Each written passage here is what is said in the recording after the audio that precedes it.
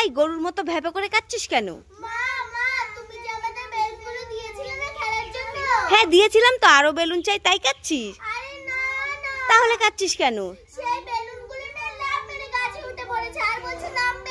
কি বেলুনগুলো গাছে উঠে পড়েছে? আরে কান্না করিস না, দাঁড়া আমি এনে দিচ্ছি, কান্না করিস না। কোথায় কোথায়? ওরে বাবারে কত উঁচুতে উঠে গেছে তো। দাঁড়া তো দেখি তো আমি নামাতে পারি কিনা। এই নে এই নে এই নে এই নে, এটা তোর?